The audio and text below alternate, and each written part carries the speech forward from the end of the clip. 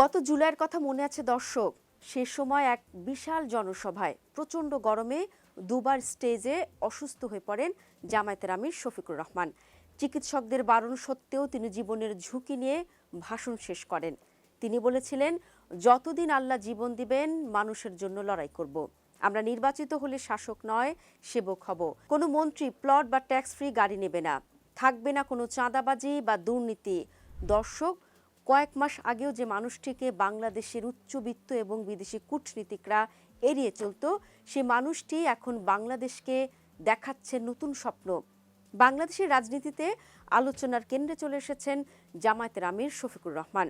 মুক্তিযুদ্ধে নিজেদের ভূমিকা নিয়ে বিতর্ক আর নারী নেতৃত্ব নিয়ে কট্টর পন্থা থাকলেও সাংগঠনিক শক্তি আর বিদেশি বন্ধুদের সঙ্গে দহরম মহরম জামায়াতকে পরিণত করেছে এক বড় খেলোয়াড়ে। খোদ কাতার ভিত্তিক গণমাধ্যম আল জাজিরা বলছে, জনমত জরিপে জামায়াত এখন জনপ্রিয়তায় বিএনপিকে সমানে সমান টক্কর দিচ্ছে। তাই সবাই এখন শফিকুর রহমানের সঙ্গে দেখা করার জন্য লাইন ধরছে।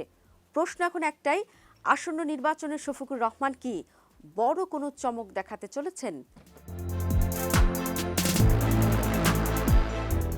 দর্শক, জামায়াতের আজকের যে উত্থান তা মোটেও সহজ ছিল না।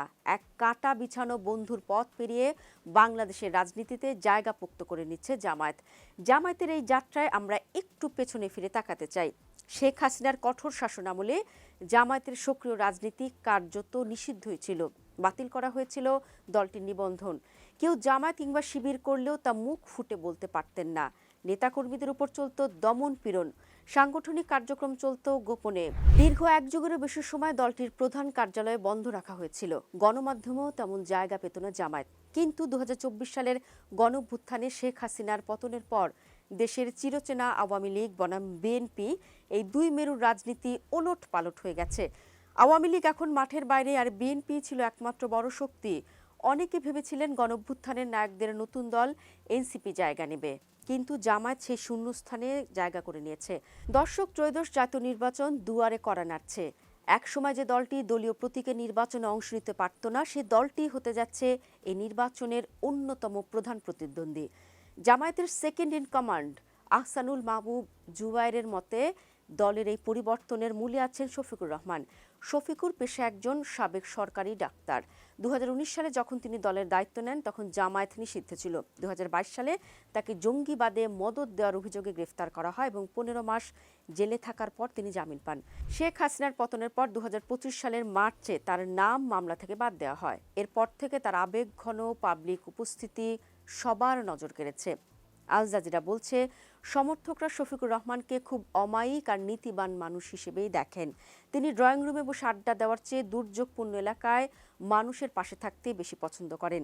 দলের ভেতর তার একচ্ছত্র আধিপত্য, কিন্তু নির্বাচনের বাইরেও তার বড় চ্যালেঞ্জ হলো দলের ভাবমূর্তি। তিনি জামায়াতকে একটা কট্টর ইসলামী দলের বদলে সুশাসন ও শৃঙ্খলার দল হিসেবে তুলে ধরতে চাইছেন। কিন্তু এই ইমেজ পরিবর্তনের পথে সবচেয়ে বড় বাধা ১৯৭১ সালের ইতিহাস। মুক্তিযুদ্ধে ভূমিকা নিয়ে শফিকুর রহমান খুব সাবধানে কথা বলেন। তিনি সরাসরি সবকিছু স্বীকার না করলেও সম্প্রতি জামায়াতের অতীত ভুলের কথা উল্লেখ করেছেন এবং কারো ক্ষতি করে থাকলে ক্ষমা চেয়েছেন। সমর্থকরাকে বাস্তববাদিতা বললেও সমালোচকরা বলছেন এটি দায় এড়ানোর কৌশল। দর্শক, আল জাজিরা বলছে, জামায়াত এখন সাধারণ ভোটার আর বিদেশিদের মন জয় করতে চাইছে, আবার তাদের কট্টর সমর্থকদেরও ধরে রাখতে চাচ্ছে। এ কারণে অনেক সময় তাদের বার্তায় বৈপরীত্য দেখা যায়। যেমন দলের এক সিনিয়র নেতা বলেছেন তারা কট্টর শরিয়া আইন চাপিয়ে দেবেন না এবং জামায়াত প্রথমবারের মতো একজন হিন্দু প্রার্থীকেও মনোনয়ন দিয়েছে। কিন্তু কট্টর সমর্থকদের কাছে তারা এখনও ইসলামী পরিচয়কেই বড় করে দেখছে। বিএনপির অভিযোগ, জামায়াত ধর্মের দোহাই দিয়ে ভোট চাচ্ছে। তবে সবচেয়ে বড় বিতর্ক তৈরি হয়েছে নারী নেতৃত্ব নিয়ে। আল জাজিরাকে দেয়া এক সাক্ষাৎকারে শফিকুর রহমান বলেছেন, কোনো নারীর পক্ষে দলের শীর্ষ পদে যাওয়া সম্ভব নয়। তার মতে প্রকৃতিগতভাবে পুরুষ ও নারীর পার্থক্য আছে। একজন মা যখন সন্তান জন্ম দেন তখন তার পক্ষে এত দায়িত্ব পালন করা সম্ভব না। আল জাজিরা বলছে, সমালোচকরা তার এই অবস্থানকে সেকেলে বললেও তরুণ সমর্থকদের কাছে শফিকুর রহমানের জনপ্রিয়তা তুঙ্গে। অনেকে তাকে আদর করে দাদু বলে ডাকেন। শফিকুর রহমান তাদের অনেক সম্মান দিয়ে কথা বলেন। জামায়াত এখন দাবি করছে যে তাদের দল কেবল ধর্মীয় নয়, বরং সুশাসন ও দুর্নীতির বিরুদ্ধে লড়াইয়ের দল। জামায়াত থেকে প্রার্থী হওয়া হিন্দু নেতা কৃষ্ণ নন্দী বলছেন, বিপদের সময় জামায়াতের কর্মীরা ধর্ম না দেখেই মানুষের পাশে দাঁড়ায়, আর এ কারণেই মানুষ রাস্তা বাড়ছে। আল জাজিরার মতে, আগে জামায়াতকে এড়িয়ে চললেও এখন ভারতীয় হাইকমিশন থেকে শুরু করে পশ্চিমা দেশগুলো তাদের গুরুত্ব দিচ্ছে। এমনকি ভারতের প্রজাতন্ত্র দিবসের অনুষ্ঠানেও জামায়াত নেতাদের আমন্ত্রণ জানানো হয়েছে। ওয়াশিংটন থেকেও জামায়াতের সঙ্গে বন্ধুত্ব করার ইতিবাচক ইঙ্গিত পাওয়া গেছে। গত সপ্তাহে জামায়াত ইসলামের আমির শফিকুর রহমান এক বিশাল নির্বাচনী ইশতেহার দিয়েছেন। তার সবচেয়ে বড় প্রতিশ্রুতি হলো, যদি তার দল আগামী 12 ফেব্রুয়ারি নির্বাচনে জেতে, তবে 2040 সালের মধ্যে বাংলাদেশের জিডিপি 4 গুণ বাড়িয়ে $2 ট্রিলিয়ন নিয়ে যাওয়ার ভিত্তি তৈরি করবেন তিনি। নেতা কূটনীতিকদের সামনে 67 বছর বয়সী শফিকুর রহমান প্রযুক্তি নির্ভর কৃষি, ম্যানুফ্যাকচারিং, আইটি, শিক্ষা এবং স্বাস্থ্য খাতে বিনিয়োগের কথা বলেছেন। সেই সঙ্গে বিদেশি বিনিয়োগ বাড়ানো আর সরকারি বরাদ্দ বাড়ানোরও অঙ্গীকার করেছেন। তবে ঢাকার অর্থনীতিবিদরা এই বিশাল অঙ্কের হিসাব নিয়ে কিছুটা সন্দেহ প্রকাশ করেছেন।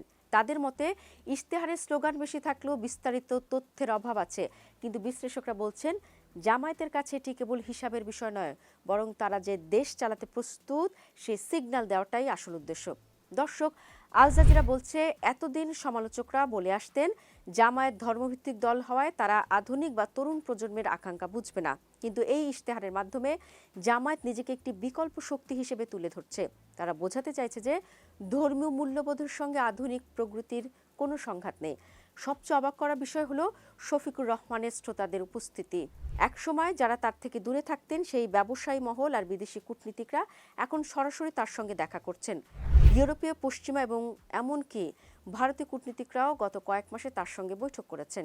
1 বছর আগেও যে মানুষটিকে অনেকে অস্পৃশ্য মনে করতেন, এখন আলোচনা হচ্ছে শফিকুর রহমান কি হতে পারেন বাংলাদেশের পরবর্তী প্রধানমন্ত্রী।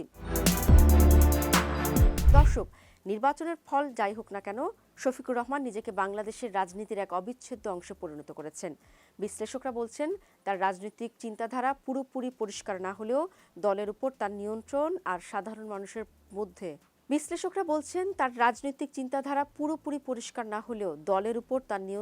আর সাধারণ মানুষের মধ্যে তার জনপ্রিয়তা এখন অনস্বীকার্য।